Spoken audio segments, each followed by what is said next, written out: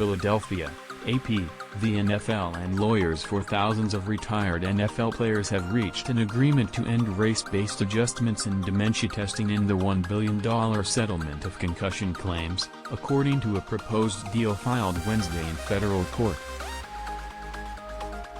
The revised testing plan follows public outrage over the use of race norming, a practice that came to light only after two former NFL players filed a civil rights lawsuit over it last year.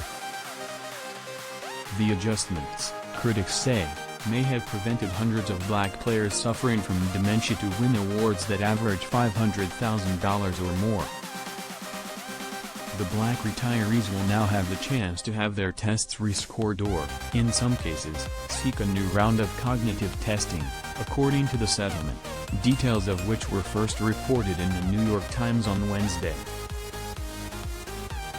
We look forward to the court's prompt approval of the agreement, which provides for a race-neutral evaluation process that will ensure diagnostic accuracy and fairness in the concussion settlement, NFL lawyer Brad Karp said in a statement.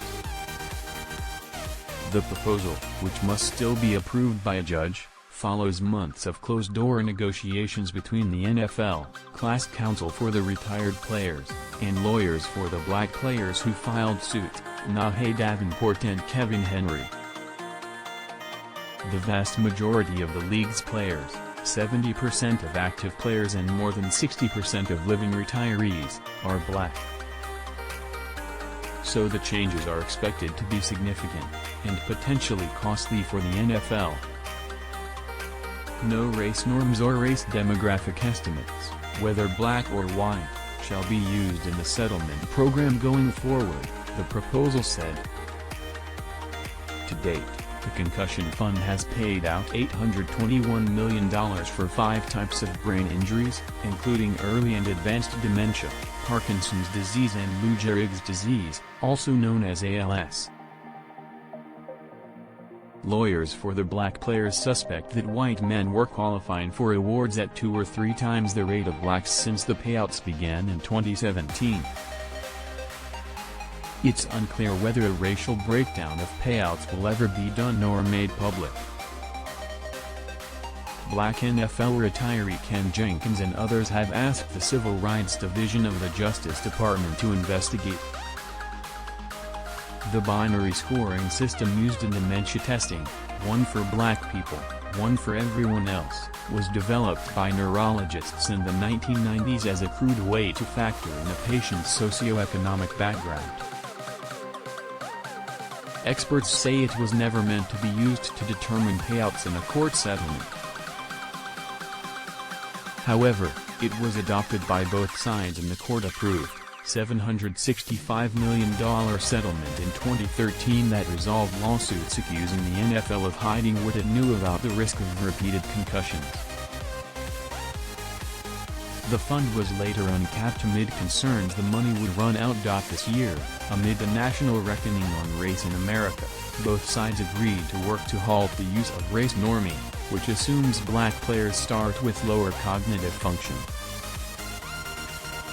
That makes it harder to show they suffer from a mental deficit linked to their playing days. The NFL would admit no wrongdoing under terms of the agreement. The league said it hoped the new testing formula, developed with input from a panel of experts, would be widely adopted in medicine. To date, about 2,000 men have applied for dementia awards, but only 30% have been approved.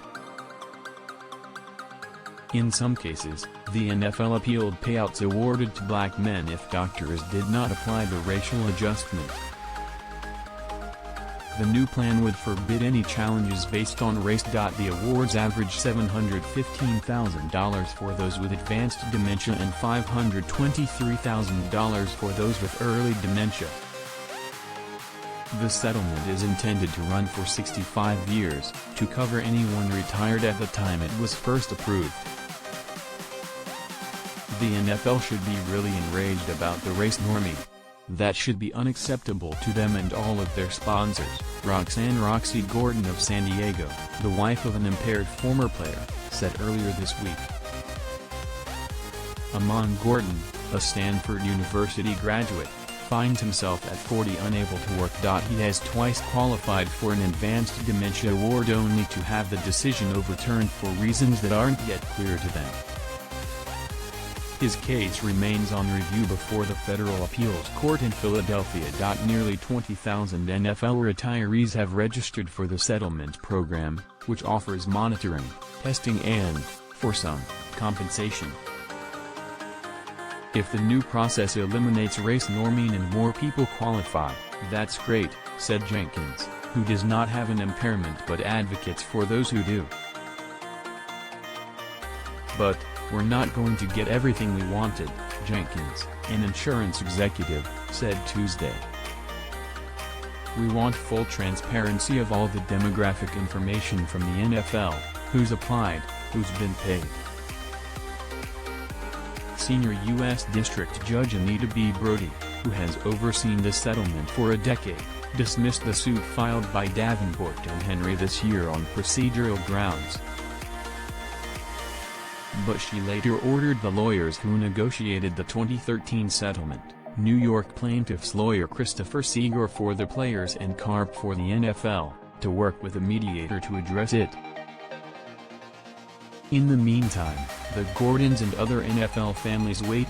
His life is ruined, Roxy Gordon said of her husband, who spent nearly a decade in the league as a defensive tackle or defensive end.